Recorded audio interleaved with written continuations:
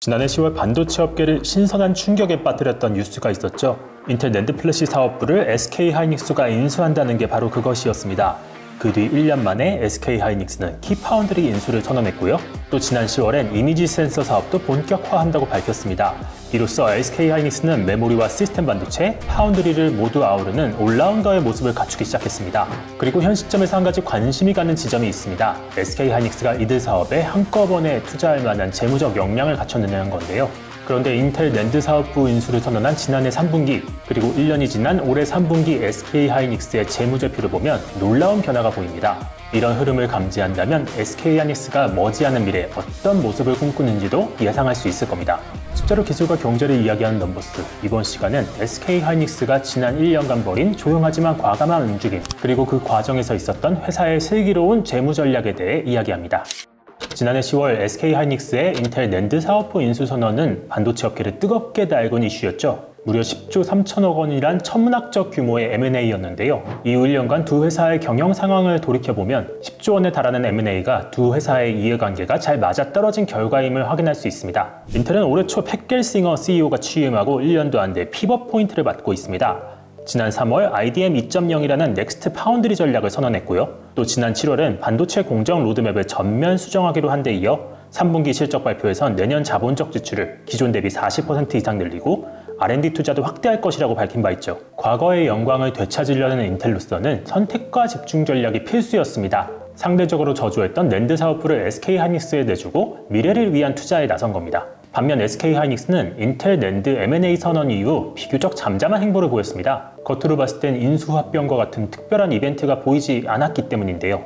이런 잠잠했던 상황에 지난 10월 또 한 번의 변화가 시작됐습니다. 반도체 파운드리 회사 키파운드리를 5,800억 원에 인수하는 데 성공한 겁니다. 일각에선 키파운드리 인수를 평가절하하기도 합니다.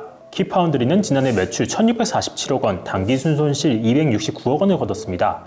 같은 기간 하이닉스가 매출 31조 원, 순이익 4조 8천억 원을 거뒀으니 겉보기엔 SK하이닉스에게 큰 의미가 없는 사업처럼 보일 수도 있습니다. 다만 간과하지 말아야 할 지점도 있습니다. 구시기로 취급받던 8인치 파운드리의 가치가 내려가지 않고 오히려 몸값이 더 올라가고 있는 겁니다. 반도체 첨단 기술을 이야기할 땐 주로 10나노미터 전후의 미세 공정에 초점이 맞춰진 게 사실입니다. 하지만 8인치 웨이퍼 기반 반도체는 레거시 공정임에도 오늘날 IT 산업 전반에서 반도체 쓰임새가 많아지면서 그 값어치가 올라가고 있는 실정입니다.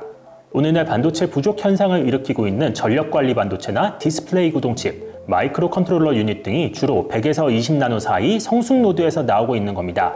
지난 5월 박정호 SK하이닉스 부회장도 SK하이닉스의 파운드리 생산 역량을 2배 끌어올릴 것이라 밝힌 바 있습니다.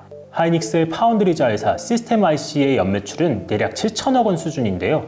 8인치 웨이퍼 기반 장비가 거의 만들어지지 않는 만큼 생산 능력을 늘리기 위해선 M&A가 거의 필수적이었고요. 그런 면에서 SK하이닉스에게 키파운드리 인수는 굉장히 중요한 이벤트였습니다. 그리고 SK하이닉스는 올해 물밑에서도 굉장히 중요한 작업을 벌이고 있었습니다. 10조 원에 달하는 인텔 낸드 사업부 인수를 위한 재무적 역량을 확보하는 게 바로 그것이었습니다. 인텔의 낸드 사업을 인수하기 위한 1차 대금인 70억 달러, 우리 돈으로 8조 3,700억 원을 지불하기엔 약 3조 6천억 원이 부족했죠. 하지만 올해 들어 하이닉스의 현금은 급작스럽게 늘어나기 시작합니다. 지난 1분기 6조 원, 2분기 6조 6천억 원에 이어 3분기에 무려 10조 원의 현금성 자산을 확보한 겁니다. 인텔 낸드 사업부와 키파운드리를 동시에 인수할 수 있을 만한 재무적 역량을 일거에 획득하게 된 것이죠. 주목할 건 바로 하이닉스의 현금 흐름입니다. 3분기까지 누적 기준 14조 원의 현금 흐름을 영업활동으로 창출한 SK하이닉스는 3분기 역대 최대 수준인 10조 4,600억 원의 유무형 자산 투자를 벌이고도 현금으로 1년 만에 5조 원 이상 쌓는 데 성공했습니다. 그 비밀은 바로 회사채에 숨어 있는데요. SK하이닉스는 올해 초 3조 원 수준의 외화 채권을 발행한 데 이어 지난 4월엔 1조 1,800억 원의 회사채도 추가로 발행했습니다. 당시 금리 상황상 기업들이 회사채로 자금을 조달하는 건 굉장히 우호적인 상황이었고요. 또 이후 수개월 만에 금리 상승기에 돌입했다는 걸 생각해보면 대출이 아닌 회사채를 통해 자금을 조달한 SK하이닉스의 재무 전략은 결과적으로 굉장히 좋은 타이밍에 이루어졌다는 걸 확인할 수 있죠. 이렇게 SK하이닉스는 인텔 낸드 사업부와 키파운드리를 인수하기 위한 만반의 준비를 마친 것으로 보입니다. 하이닉스는 인텔 낸드 사업과의 결합을 통해 자사의 약점이었던 기업용 SSD의 점유율을 일거에 획득할 수 있고요. 나아가 다른 제조사와 차별화 포인트로 부각되는 인텔의 플로팅 게이트와 컨트롤러 기술도 획득할 수 있게 됐습니다. 낸드에서 손익분기점을 넘어 본격적으로 이익을 내기 시작한 SK 하이닉스가 제대로 된 날개를 달 수 있게 된 겁니다. 그리고 다소 간과됐지만 SK 하이닉스는 시스템 반도체 사업도 본격화하고 있습니다. 지난 10월 이미지 센서에 대한 투자를 늘린다고 한 게 바로 그것입니다. 이미 시장에서 저화소 제품으로 어느 정도 인정을 받고 있는 만큼 고화소 센서 시장에도 본격적으로 진출하겠다는 의지를 밝힌 겁니다. 시장조사기관 가트너는 이미지 센서 시장 규모가 2021년 199억 달러에서 2025년 263억 달러까지 성장할 거란 보고서를 냈었죠. 하이닉스는 2019년 1마이크로미터 크기의 2천만 화소 제품으로 이미지 센서 시장에 본격적으로 진출했고요. 지난해 0.8 마이크로미터 크기의 4,800만 화소 제품을 개발한 데 이어 최근 0.7 마이크로미터의 6,400만 화소 제품도 개발하고 있습니다.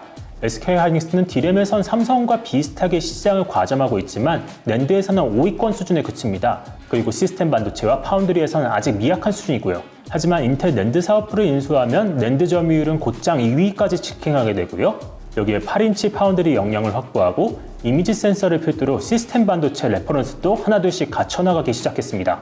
모든 게 그들의 뜻대로 이루어진다면 하이닉스는 반도체 포트폴리오 전체를 아우르는 올라운드 종합 반도체 회사로서 거듭날 수 있을 겁니다. 하이닉스가 인텔 낸드와 키파운드리 그리고 이미지 센서를 통해 그리는 큰 그림이 머릿속에 그려지셨나요? 이미 D램과 낸드에서 기술력을 갖춘 하이닉스에게 올해는 대변화를 준비하는 중요한 시기로 보입니다.